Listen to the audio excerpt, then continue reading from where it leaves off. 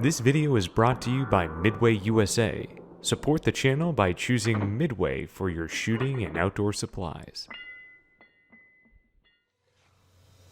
Yes, massage the Night Force logo, Henry.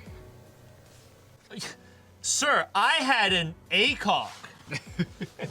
Yeah, this is a cool guy rifle. I was Not pretty for cool with my black beret, thank you very much. Not for you. This is a special thanks to Kevin at Full F and Auto. This is his rifle. It is a build on a Centurion receiver set with a Criterion dimpled barrel and then a bunch of Knights accoutrement to have it be like a la the K1 Delta gun. So the interesting thing is, I mean, this was a 16-inch barrel before the 16-inch 308s were cool. How bad do you think that break's gonna be? It looks scary. It's a teeth rattler, all right? Okay. So I'm gonna try not to flinch with every single shot you take, and we'll go from there. What do I have in here? Full gold medal? Yeah, so starting you off with like Old Faithful with the old gold medal. Freaking Night Force. I hate this. Why does the whole bell have to rotate? I can't see the bubble level. It bothers me. All right, this is like one of my tisms. Before I shoot, I like to check bubble. That is not pleasant.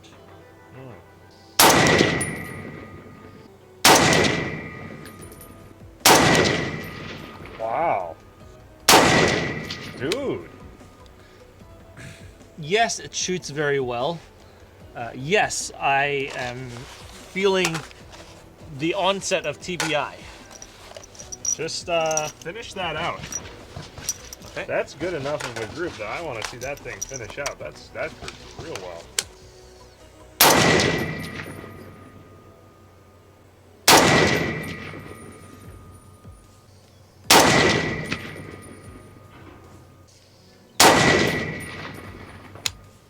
Opened up a bit, but still, Very respectable. yeah, still very good group.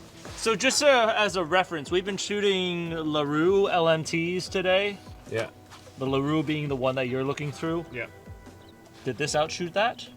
The LaRue group was tighter overall, but they're, I would say, comparable. But this is 308. Yes. Yes. Yeah. Very good so far. Yeah. This is a Hornady 168 ELD. Oh, Hornady. My favorite. 168.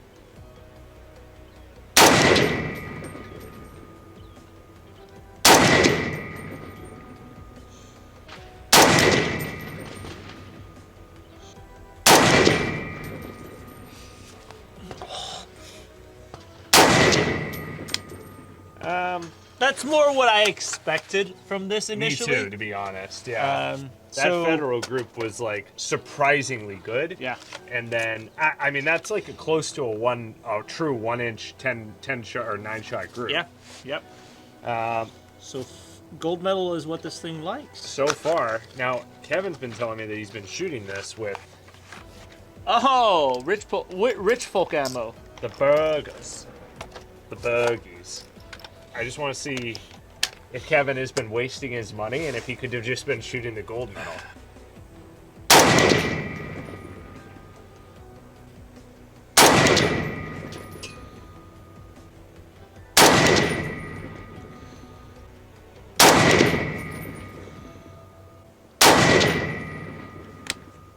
Still respectable. Yeah, a little over an inch there. Not like the gold medal match group. Still No. respectable though. Let's try this. Since I'm getting debris in my eyes and mouth, why don't we throw this bad boy on? Can you help me? Yes, I can help you. Should we go back to gold medal first? Yes, I would be very, very curious how gold medal does. I'm most curious about if there's a point of impact shift. It's also, I believe, reduced back pressure can. Okay. So it should also still be quite comfortable from a recoil perspective, but we'll see, huh?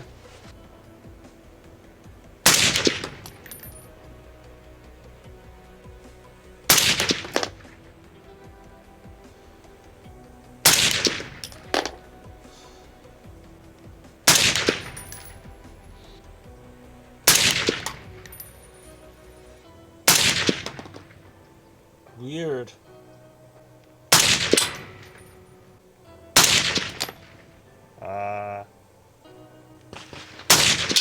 Wow. You threaded like 2 or 3 of those through the same hole there. Pretty good. Yeah, dude, that's I mean, it's a weird little dipper comet shape. yeah, you had like 1 or 2 rounds that kind of came out high, but that hole in the bottom left, took like 3 or 4 rounds. Yeah. Pretty good. So you're seeing a little bit of basically like whenever you put a heavy suppressor on a barrel, you'll see a little bit of droop. Windage wise, it was about the same. Yeah, I would say so. But yeah, it's a vertical drop. This is quite impressive so far. It became very pleasant to shoot once the suppressor was added. I hate the tremor reticle. This has a tremor reticle. I like the ATACer. I don't like the reticle. Full burger magazine. Go have a full 9 shots with the burgers. Let's just see. Let's just see. All right, let's round it out.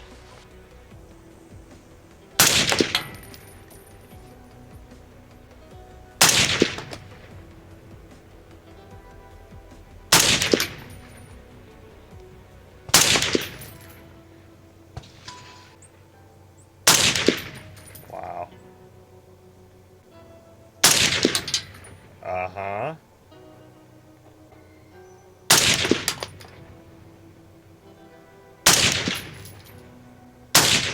Wow. So that first shot was your Cold bore. Yeah. But it wasn't actually cold bore, right? Yeah, it wasn't really cold bore. But first time that ammo was shot through, right? So maybe it needed a cleansing round. We'll see if that's an actual thing down the road. But regardless, I mean that's one of the better performing gas rifles that we've seen today. I look at those groups there, and those are the types of groups that get me excited.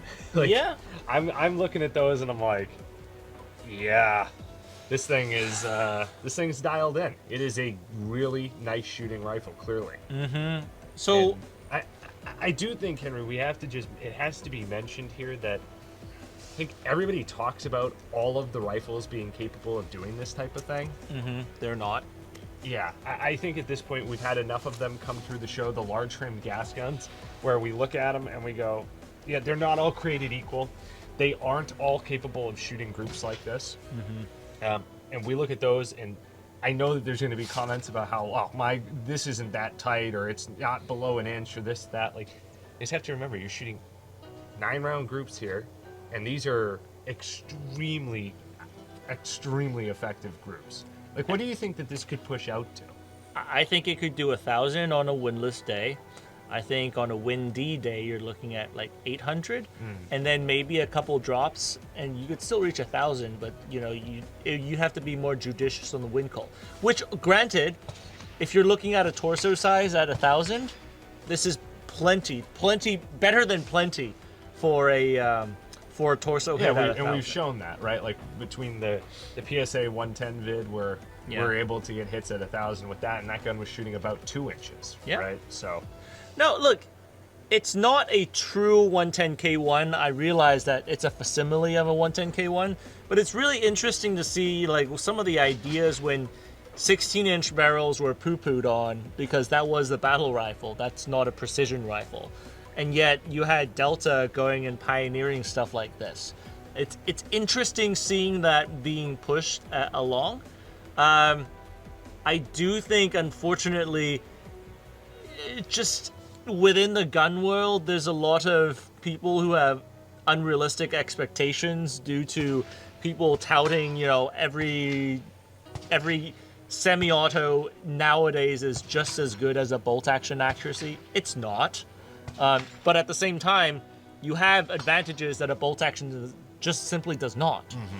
And a bolt action, vice versa, has that precision and some potential reliability related things. Right? Yeah, reliability being a big one, which this one so far we've tested like 100-ish rounds.